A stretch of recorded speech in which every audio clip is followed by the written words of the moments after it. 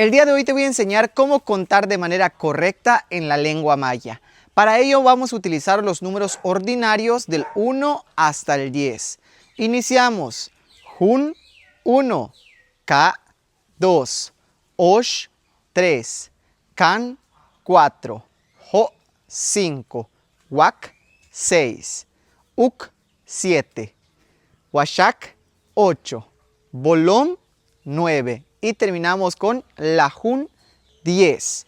En maya, para contar necesitamos clasificadores numerales específicos para lo que vamos o queremos contar. Ahora bien, si queremos contar cosas y objetos, vamos a requerir de un clasificador numeral. En este caso va a ser el, que sirve para contar cosas y objetos. Y los números ordinarios con clasificador numeral quedarían de la siguiente manera. Humpel, Kapel, Oshpel, Kampel, Hopel, Wakpel, Ukpel, Washakpel, Bolompel y Lahumpel. ¿Y qué es lo que nos hace falta? Poner el nombre del objeto. El orden es el siguiente. Número ordinario, más clasificador numeral, más el nombre del objeto o la cosa que queremos contar. Por ejemplo, Humpel Mayakche, una mesa de madera. Kap el luch, 2 jícaras.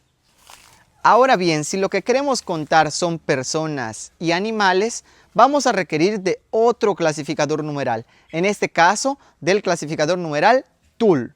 Y los números ordinarios más este clasificador numeral quedarían de la siguiente manera.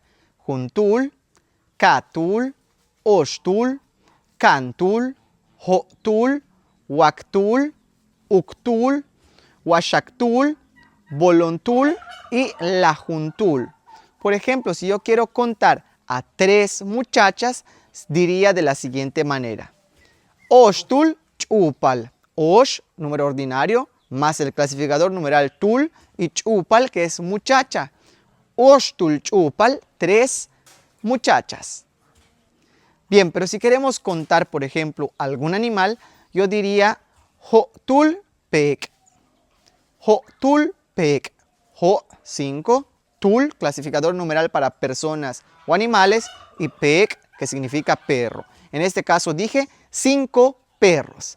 Espero que este video haya sido de tu agrado. Hay muchos más clasificadores para contar cosas en lengua maya. Y te los iré enseñando día con día.